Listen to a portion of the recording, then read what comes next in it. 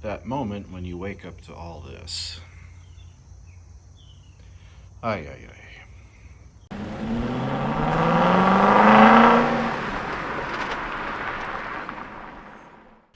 Welcome back, everybody. It's it's probably day 13 of actual work on this, but I guess this is a day 10 in the continuum. The order of business is to get a cleanup done and tools and bolts organized.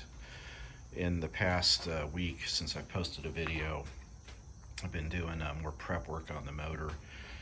Namely, it developed a leak on the front seal of the oil pan, which required replacing the oil pan gasket for the third time now. This time I went ahead and used a 4-piece set, the front and rear seals and then the side rails instead of that Felpro 1-piece, because I just had no luck with it. I don't know if it's my pan or timing cover that just don't like to mate up, or the thickness of that gasket just stands it down too far. It's a pretty thick gasket, but whatever. It's leaked, and I had to replace it. So this morning, I did that last night. The good news is this morning, I have no oil on the towel or on the front cover that I can see. So hopefully this one's gonna hold. Then today also, I need to get this pad tapped to accept a 3/8/16 bolt to hold the accessory drive on. And after that, this thing is ready to go in the truck, and we may actually get that done today. We'll see how this progresses, but this first hour is just going to be cleanup and getting a organized work area so I can get the rest of this done. All right, so what we have to do here is tap the middle of this this pad. To do that, obviously you'll need a tap set, which I have right here. But before you do that, you've got to pilot it with a smaller drill bit just to make it easier to drill out. And you'll need a punch where are you, punch? A punch to center out the starting point for the drill bit. Get that set in there and then just drill it through. Now this is the bracket and bolt that needs to be tapped. So I've got that pushed through. What I'm going to do is tape off the drill bit to that depth plus about 1/8 of an inch. So I don't go any further than that. You don't want to tap it out too far. And I'll just make that mark on the drill bit, and that's as far as I'll go with it. So I'll go ahead and get that set up and start to drilling.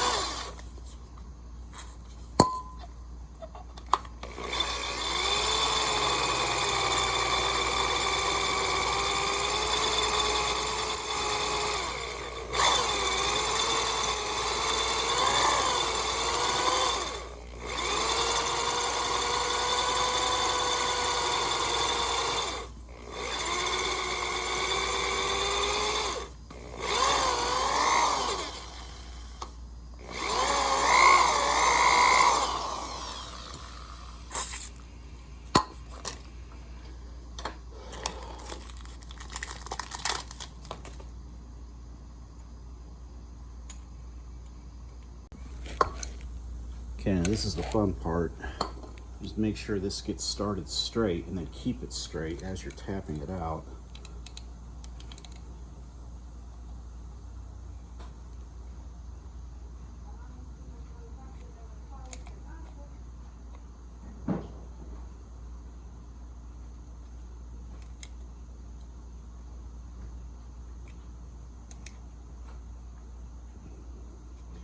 And after about 4 or 5 turns, you want to back it out just to make sure you keep the threads clean as you're tapping it so they don't get galled.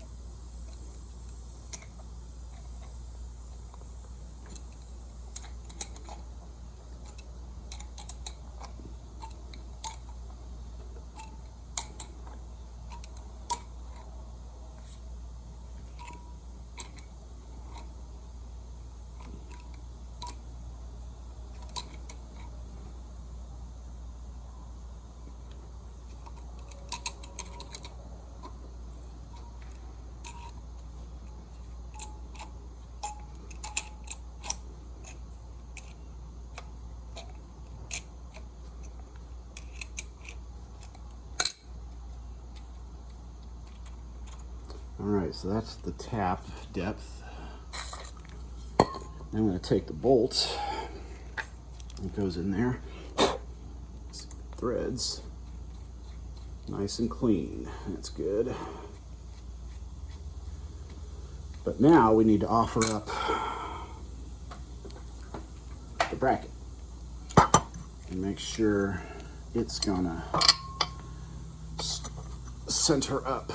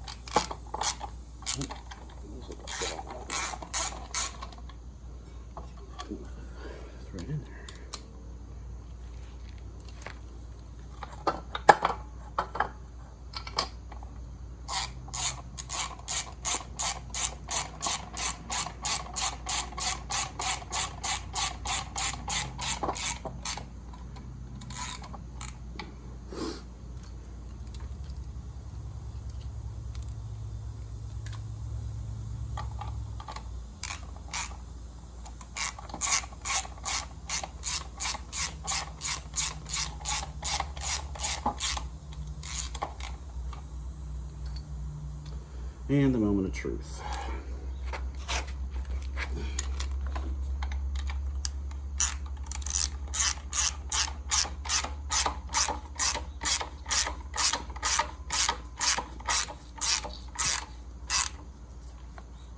Success. Sorry if I threw the towel over the camera. All right. It was kind of nerve-wracking because you don't want to screw it up. You don't get second chances with this. And if that had been a blind boss or it had gone through to a water jacket, it had to reseal it or put sealant on the threads. And if they don't line up, it may leak. But it all went together. And it's tight. So this is the end result here. That's the bolt we just tapped and put in. There is a spot here for a second one down low, but I'm not doing that one.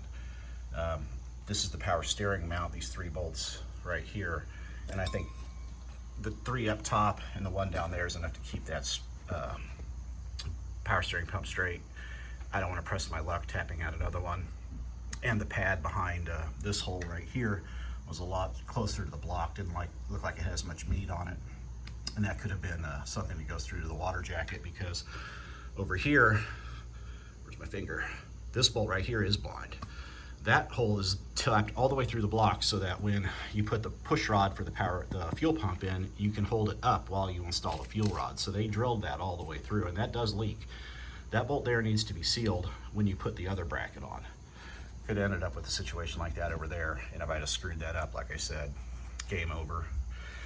But that's that. So this is part's done. I can put my balancer and pulley back on, get this other bracket mounted, get it. I want to try to put the motor in with all the drive assembly installed, so I don't have to do it in the truck. So I'm going to go ahead and get all that done. We'll take a look at this finished product.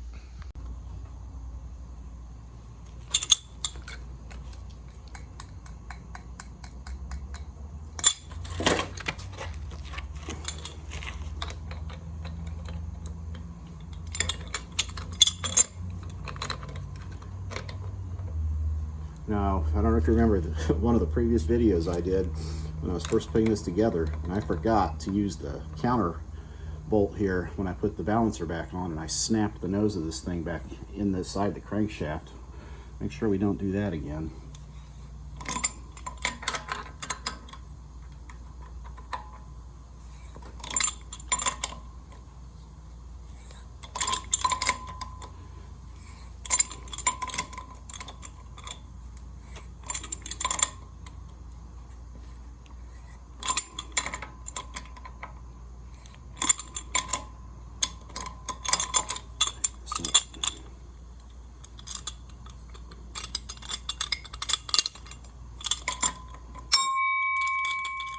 You're welcome. Wake up. This wrench has had it.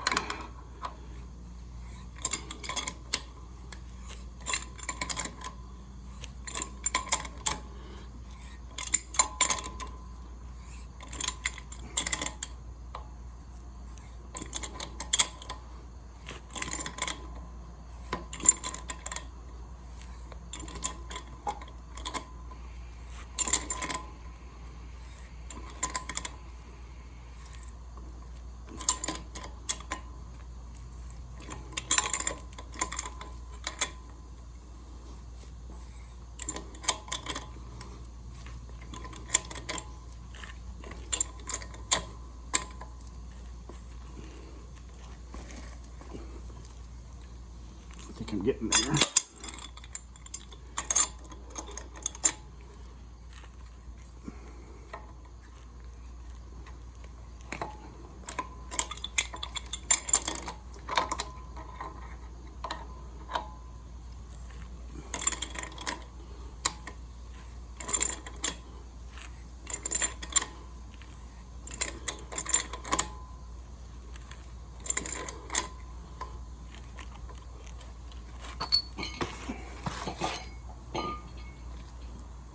All right, that's all.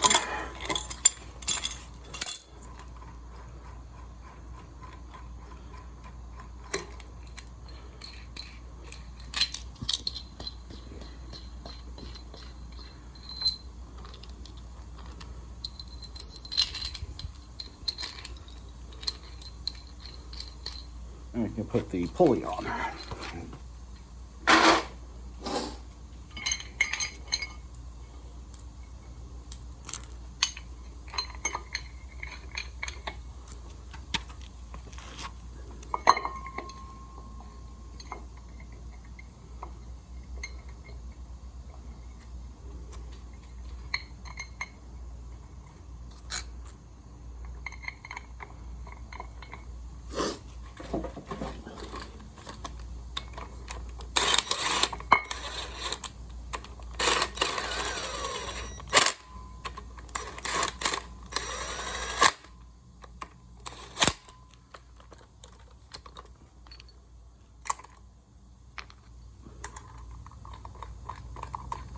I do still need to torque this crank pulley bolt down, but we'll get it tight here.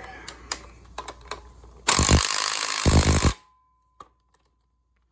tighten these other ones back up around it.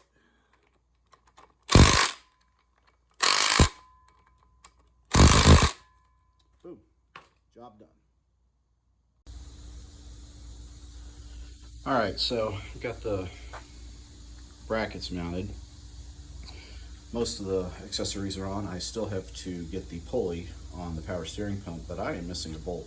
I've got like 100 bolts laying around here, but somehow I've lost the one that fits that. So I'm going to run to the hardware store and get a bolt to secure the power steering pump so I can press the pulley back on. All right, well, would you have a look at that? The front drive is installed. Got the pulley back on the power steering pump. I actually found a bolt laying around before I took off for the hardware store for the power steering pump. It's a nice gold bolt, clean, you'll never see it. Looks like, well, kind of one of those, but it fit. So that's back there holding the power steering pump on. Got the drive pulley on, everything's lined up properly.